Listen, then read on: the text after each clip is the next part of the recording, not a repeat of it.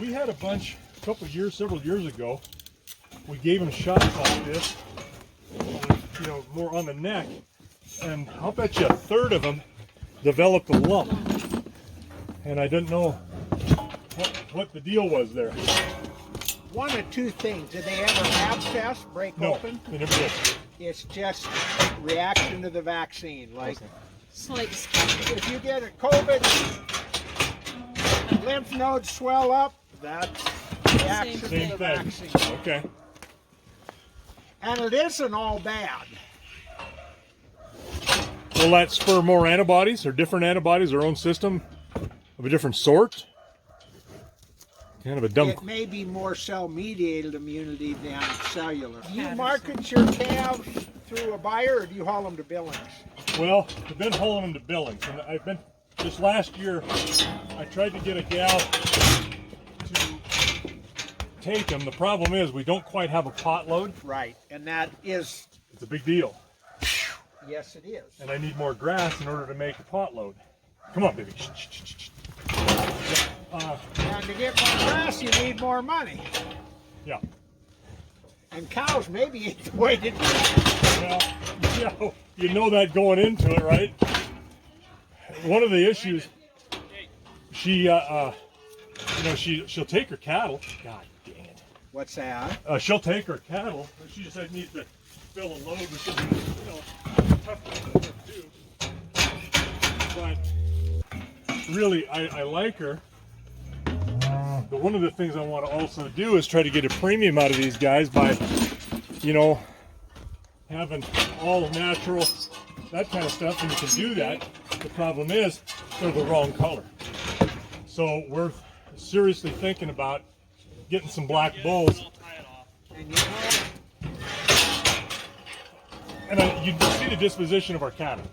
I love these reds for that. And you know what just amazes me? The black steers bring more money. Yep. Red cows bring more money. Yep. And you tell me how that works. It's like, something ain't right there, right? And if you're a multi-millionaire, I would have either black baldy or red baldies, crossbred cows, and I'd breed them Charolais. You put a Charolais bull on them? Yep. Those cows big enough to handle that? Oh yeah. Oh yeah. Oh. Come on, Cap. Come on. 110, 120, right in there. Over the edge of the pelvis. You're talking mature cows. Oh yeah. Yeah. Go. And if you have black baldy or red baldy cows, you can put any bull on. Yeah. It doesn't matter. You can go back black, you can go back Hereford. You're still going to get some baldy out of them a little bit here and there. And you're going to get hybrid vigor, which pays. Right. That heterosis, God, that's so important. Oh. I was thinking here in a few years when we do bulls, if we stay with the reds, I'm going to start putting a little bit of Simmental or something in them too. 120 plus. Yay. We've got a good Sim Angus breeder not far from here in Gary Hyken. Oh, Gary does. I didn't realize he had some Sims. Yep. Is that And Joe? I don't know how much is his boy Jeff and how much is him, but they've got nice cattle. Let's see if she got number 96. That was a 120. Yep.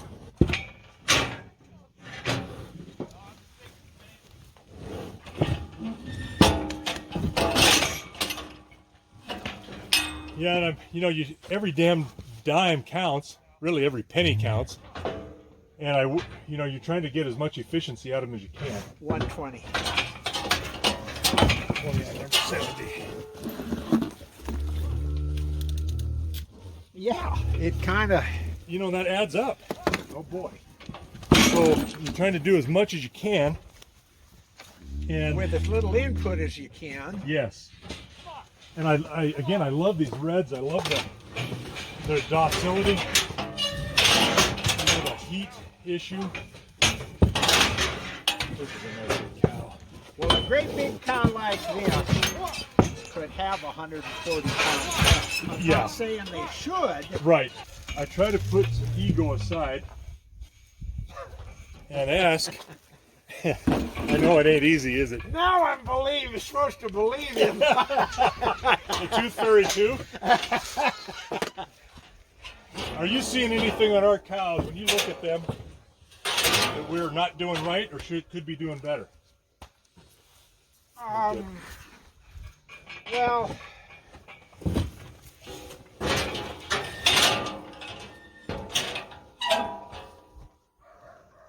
I think on the average your cows are a little big.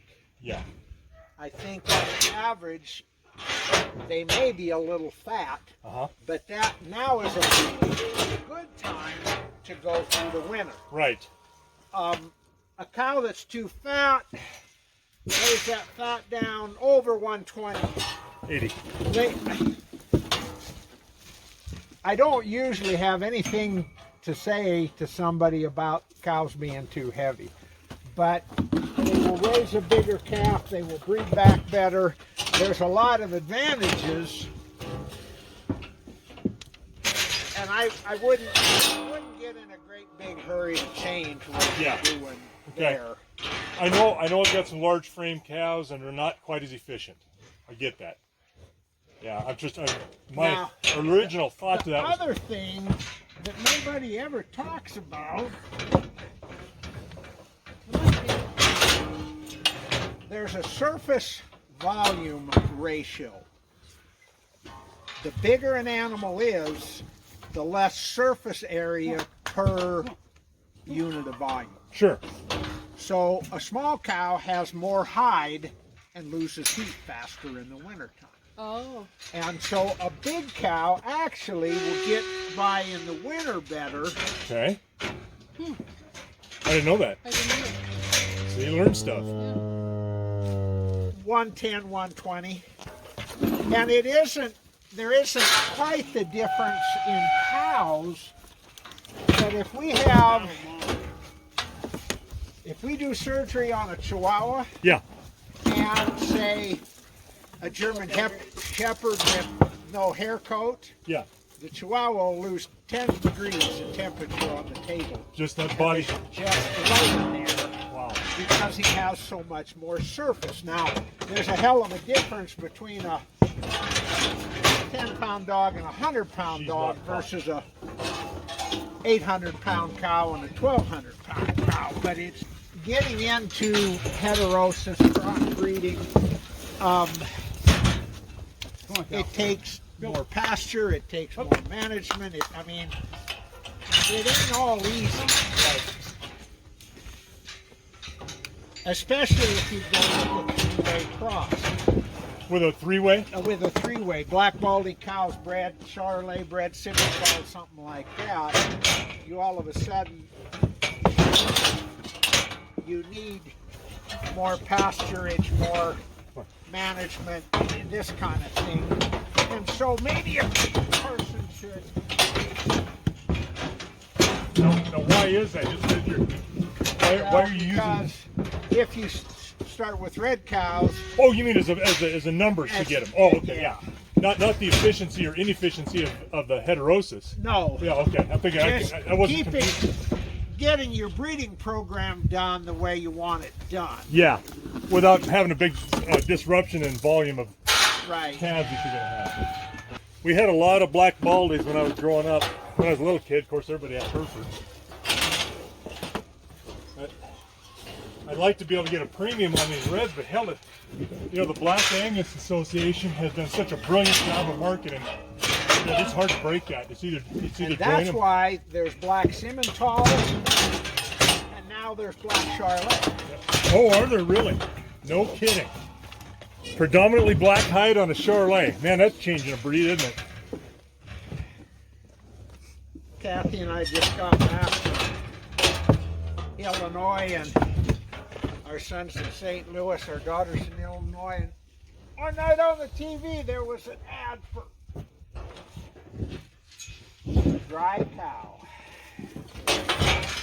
There was was an ad for Black Charlet somewhere back there, and Kathy said, how the hell do they do it? Well, how they do it is they start with registered Charlet cows, and they just keep breeding them black, and when they get to 7/8, Then they're registered. So they just keep going and keep going and keep going until they start getting black. Sure. In other words, people are capable of screwing up everything. that is true. Oh.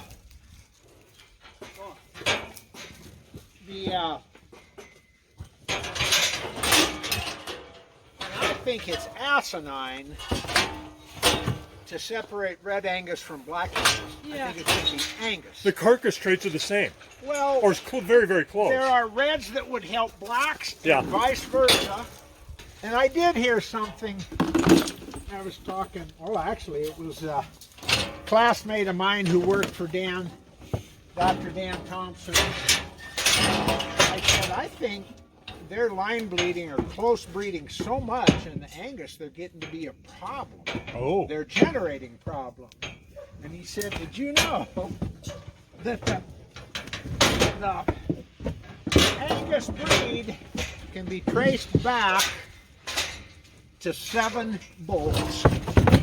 Really? Yep. Well, that could be a problem, couldn't it? Well, they've spent how many years just concentrating certain genes? Right. Yes. Okay, where's yellow 10? 110, 120. She might be, is it 7? This is 10. Yeah. Okay, we probably don't have yellow 7 then. That's And there is always unintended consequences. Is she done? Harley or Nubby. Yeah. What is one of the first things you see when that happens? Dwarfism or feet or? I think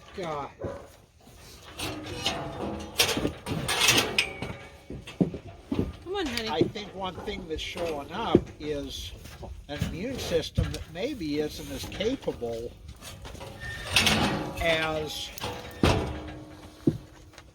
you would like it to be. So it's a genetic, not showing up so much in the phenotype. And yes. Yeah. Huh.